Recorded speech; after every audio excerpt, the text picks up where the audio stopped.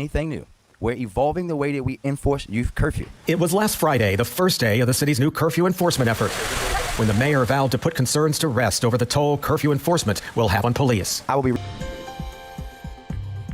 He had a gun because he was scared for his life. We live in Baltimore City. Well, a stunning admission from a Baltimore mother whose 17-year-old son was shot by police, saying he needs to have a gun to protect himself. Fox 45's Keith Daniels joins us live with her concerns and why some argue she shouldn't have let her son put himself in danger. Keith? Well, Maxine, as you can imagine, whenever a juvenile is involved in a crime, oftentimes a concerned mother is also involved. And tonight, a closer look at that parental involvement. Kiara Franklin is a Baltimore City mother, reigniting the debate this week over parent accountability when a child is accused of a crime. Stop! Put the gun down!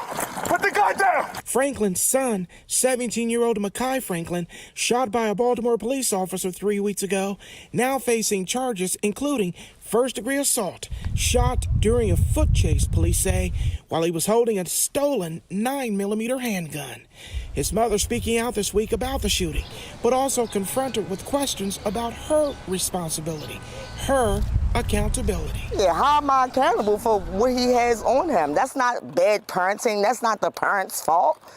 You know, how can you blame that on the parent? But Reverend P.M. Smith, longtime pastor at Huber Memorial Church in Loch Raven and a former defense attorney, believes there is a level of accountability for parents when children do wrong. You feeding, you're clothing them, and you don't know where they are. You don't know what they're bringing in the house. You don't know what they're carrying out of the house.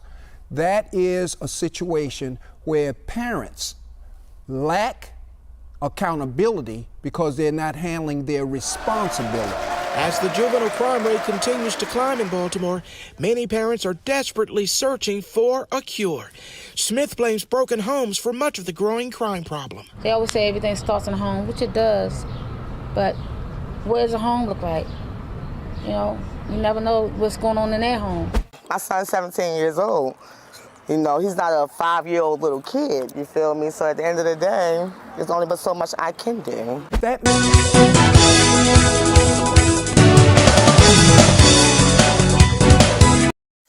Not a YouTuber, just like making videos. And I know this is going to be one of those videos. It's going to be, you know what I'm saying? They say, here's another one for the dog pal. It's another video where we talk about the problems in the black community and so forth and say, hey, we can't blame this on white supremacy. But we can. And the interesting thing about this video clip here was they was talking about parental accountability. I'm like, this video doesn't really need a commentary. I'm like, a lot of things, the pasture there, but let's take a look at this woman, this mother. I don't like roasting people. Roasting people ain't my thing because I admit I'm not much to look at, you know. But this lady, she's built like what's that character? Sly Snoodles, you know, the character in Max Rebo's band and Star Wars.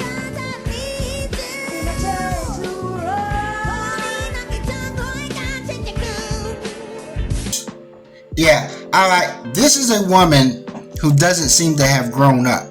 She got a 17-year-old son out there being a menace, and she has the mind state of a 17-year-old. She got the gaudy jewelry, she got the tattoos on, she got a dress that hasn't fit her since she was probably 17, or probably never ever fit her.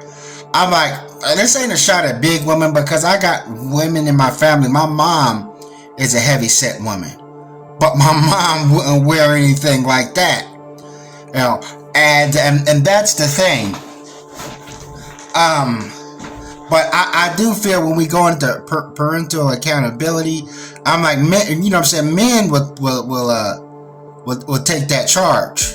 Men will be like, there's no father in the home, father ain't shit and so forth. Okay, we know that his father's probably in jail somewhere or just a complete nobody. You know, that I would agree on. But let's analyze the mother there and look at how she is just not taking any responsibility at all. Look what she said. She said, my son is 17 years old. He's not a 5-year-old kid. There's nothing I can do.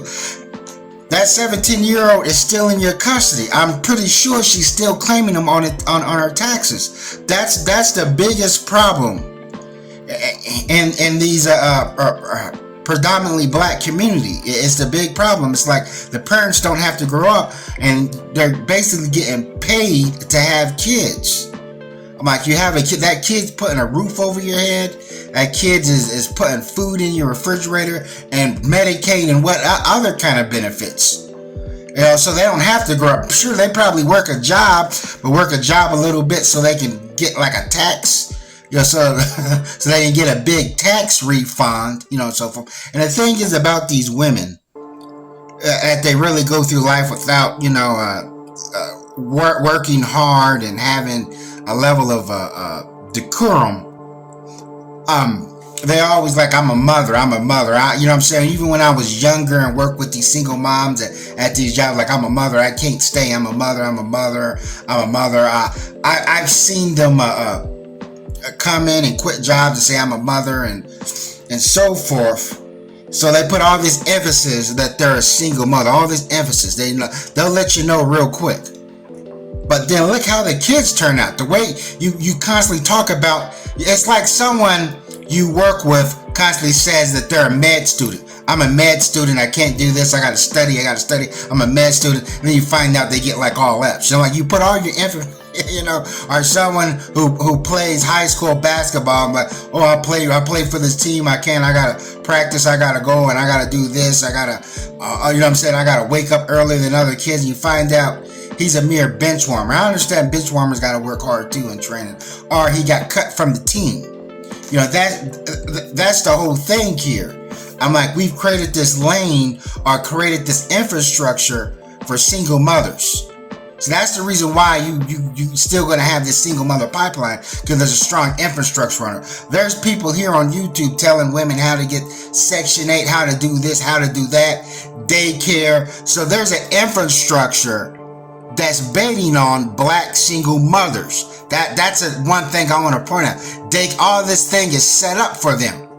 And then look at the result.